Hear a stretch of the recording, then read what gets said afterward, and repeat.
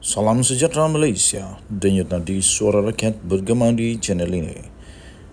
Jangan lupa tekan butang subscribe, like dan share. Malaysia kita punya, cintai Malaysiaku, kita jaga kita.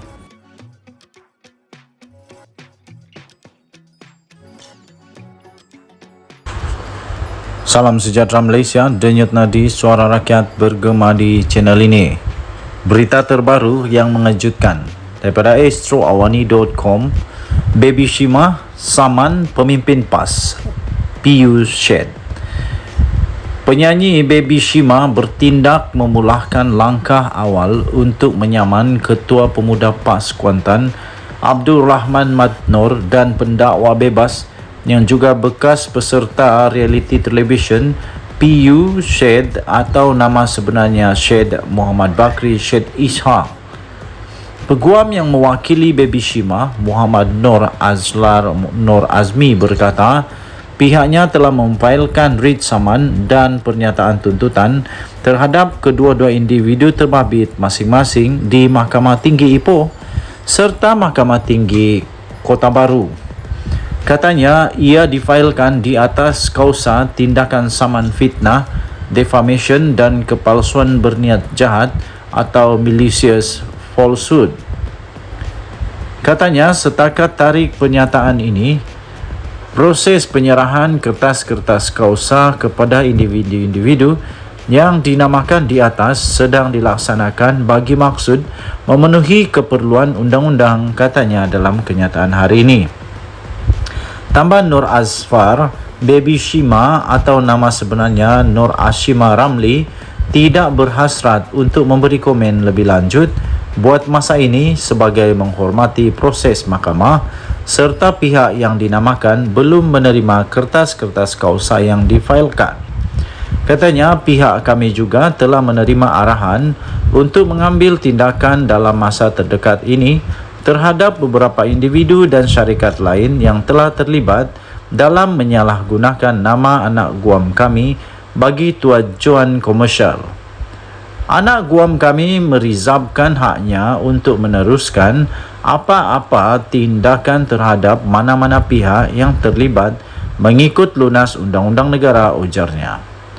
Terdahulu, Baby Shima dituduh menjual agama selepas namanya diumumkan sebagai artis undangan program Hari Bandaraya Mesra Community di Kuantan, Pahang, yang kebetulannya berlangsung pada hari sambutan Ishak dan Mikraj.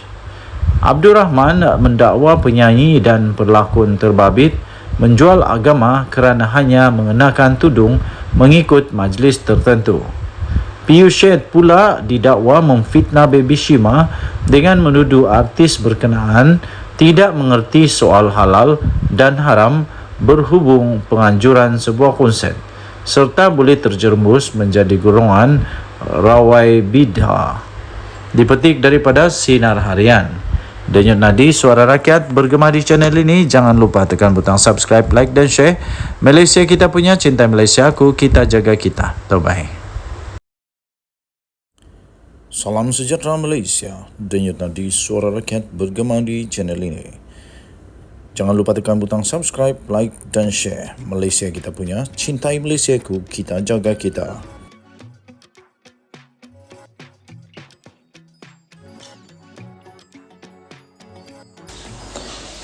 Salam sejahtera Malaysia, denyut nadi suara rakyat bergema di channel ini.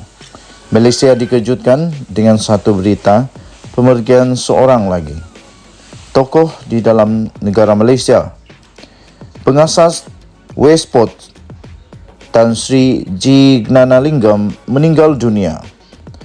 Berita penuh, Kuala Lumpur, pengasas dan pengerusi eksekutif Westport Holding Berhad Tan Sri G. Gnanalingam berusia 78 tahun meninggal dunia pada hari ini.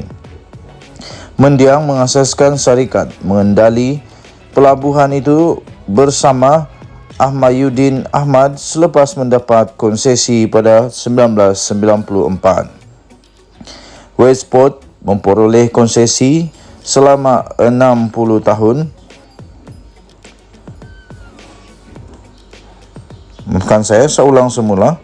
Westport memperoleh konsesi selama 60 tahun untuk mengendali dan memperbesarkan terminal kontena di Pulau Indah dan Pelabuhan Klang yang akan berakhir pada tahun 2054. Ia adalah salah satu daripada 3 pelabuhan utama di Selat Melaka yang mengendalikan gerbang kargo kontena penghantaran. Menurut senarai Forbes, G. Gnanalingam ialah individu ke-13 paling kaya di Malaysia dengan nilai bersih sebanyak AS 1.4 bilion atau kira-kira 6.5 bilion ringgit Malaysia pada tahun 2023. Anak lelakinya, Datuk Ruben Emir Gnanalingam Abdullah, kini ialah pengarah urusan Westport, manakala anak perempuannya pula, Charlene Gnanalingam, ialah pengarah bukan bebas, bukan eksekutif. Westport telah berkembang menjadi salah satu syarikat terbesar di Bursa Malaysia hari ini dengan permodalan pasaran mencecah 12 bilion ringgit Malaysia. Gnanalingam memulakan kerjayanya bersama British American Tobacco BAT pada tahun 1968 sebagai wakil jualan dan kemudian dinaikkan pangkat sebagai pengarah pemasaran kumpulan pada 1980. Turut dikenali sebagai peminat sukan dan pernah menjadi atlet, Gnanalingam juga dikenali sebagai seorang pakar pemasaran.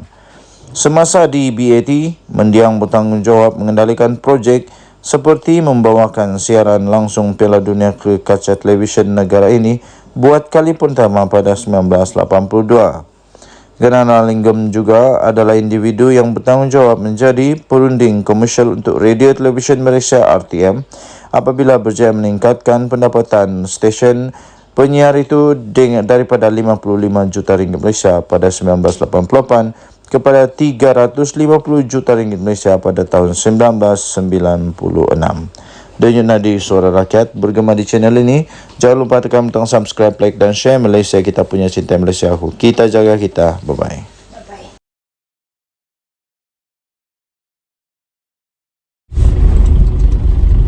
Salam sejahtera Malaysia. Denyut Nadi Suara Rakyat bergema di channel ini. Nampaknya nasib Anwar Musa taklah baik sangat. Nampaknya takdir Anwar Musa taklah baik sangat bersama dengan Perikatan Nasional. Nampaknya pembawaan Anwar Musa kepada Perikatan Nasional dimulakan dengan taklah baik sangat. Kerana baru saja dia join Perikatan Nasional, sudah dia menerima, sudah pun dia dilaporkan kepada polis. Adakah ini, ini persoalan persoalan. Adakah ini menunjukkan, menandakan bahawa karier politik Anwar Musa di Perikatan Nasional akan mengalami satu perjalanan liku-liku politik yang sukar, perjalanan liku-liku politik yang mencabar, perjalanan liku-liku politik yang tak sedap, perjalanan liku-liku politik yang tak nyaman, dan akan sentiasa dikecam kerana dianggap sebagai seorang yang melawan bos di UMNO. Kita harus ingat bahawa Anwar Musa ini adalah buangan daripada UMNO. Baru-baru ini Anwar Musa mengeluarkan satu kenyataan yang agak keras, dan dakwaan itu memang dianggap satu dakwaan yang keterlaluan oleh pemimpin-pemimpin DAP, sehingga mereka telah pun mengambil tindakan untuk membetulkan keadaan, membetulkan dakwaan yang mereka anggap tak betul daripada Anwar Musa ini. Pastinya seluruh DAP tak setuju dan tak senang dengan apa yang disebut oleh Anwar Musa ini. Harap-harap Anwar Musa Anwar Musa tidaklah dia kena jangkit badi, di mana ramai ahli-ahli yang berhormat di dalam PAS yang selalu saja kena buat laporan polis kalah di mahkamah kerana fitnah, dakwaan-dakwaan yang tidak berasas, akhirnya kalah di mahkamah, terpaksa mohon maaf dan sebagainya. Harap-harap Anwar Musa taklah jadi macam begitu. Jadi ini MP Kepong akhirnya membuat laporan polis berkenaan dengan kenyataan daripada Anwar Musa yang mengaitkan Lim Kit Siang dengan kejadian 13 Mei. Ahli Parlimen Kepong Lim Lip Eng telah pun memfailkan laporan polis terhadap ahli baru PAS. Baru saja masuk PAS sudah dapat laporan polis, iaitu Anwar Musa, kerana telah mengaitkan veteran daripada DAP itu, iaitu Lim Kit Siang dengan rusuhan kaum pada 13 Mei 1969. Ahli Parlimen DAP itu menggesa supaya polis menyiasat bekas pemimpin UMNO berkenaan di bawah Seksyen 499, 504 dan 505-B Kanun Keseksaan, Akta Hasutan dan undang-undang lain yang berkaitan. Seksyen 499 merangkumi fitnah jenayah, manakala Seksyen 504 dan 505B berkaitan dengan penghinaan, provokasi dan kenyataan yang boleh menyebabkan ketakutan orang ramai dan memecahkan keamanan awam. Bercakap pada sidang media selepas memfailkan laporan itu, Lip Eng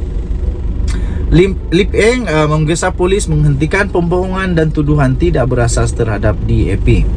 Katanya selama bertahun-tahun ramai yang melabelkan DAP sebagai anti Melayu, anti Islam dan anti Raja, dan mengaitkannya sebagai salah satu punca yang membawa kepada 13 Mei. Katanya ini semua pembohongan.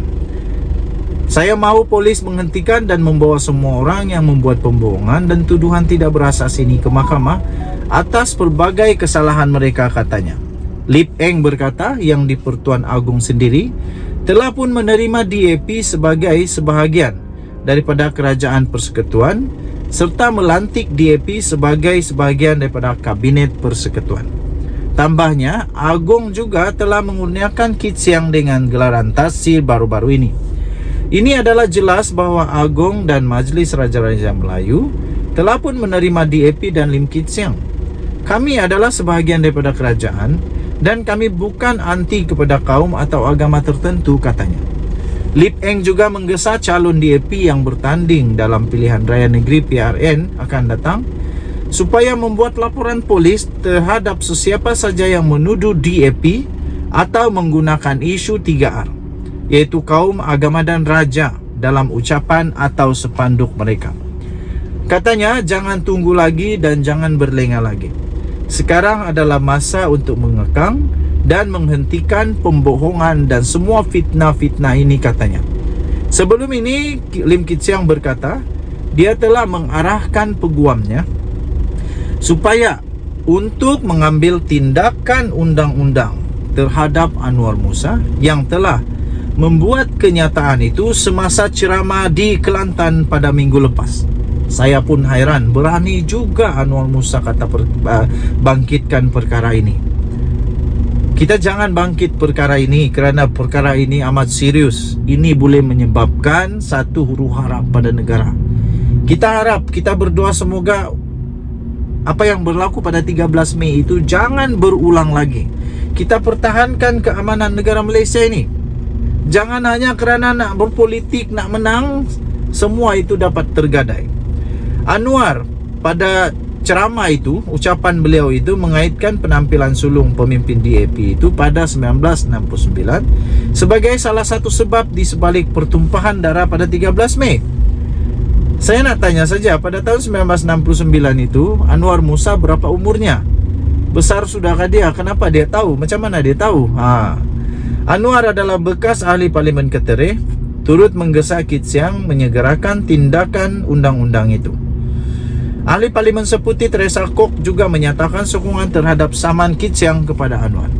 Dia kesal kerana Anwar Musa akan terus mempermainkan isu 3R walaupun polis memberi amaran supaya tidak menggunakan isu sensitif itu dalam PRN. Dia mendakwa sebab utama di sebalik 13 Mei adalah disebabkan oleh peningkatan ketegangan dalam UMNO susulan kekalahan mereka dalam pilihan raya. Berdasarkan penganalisis, Punca utama 13 Mei adalah kerana ketegangan dalam UMNO di mana pihak tertentu dalam parti itu mahu Tunku Abdul Rahman bertanggungjawab atas kekalahan dan akibatnya berundur daripada jawatannya. Lim Kit Siang tidak berada di Selangor atau di Semenanjung Malaysia. Dia pergi ke Sabah. Dia telah pergi ke Sabah semasa rusuhan sedang berlaku dan diantar pulang, katanya. Denyut nadi suara rakyat bergema di channel ini. Jangan lupa untuk tekan butang subscribe, like dan share. Malaysia kita punya, cintai Malaysia aku, kita jaga kita. Kita jaga keamanan negara Malaysia, jangan main-main. Kita jumpa lagi. Bye-bye.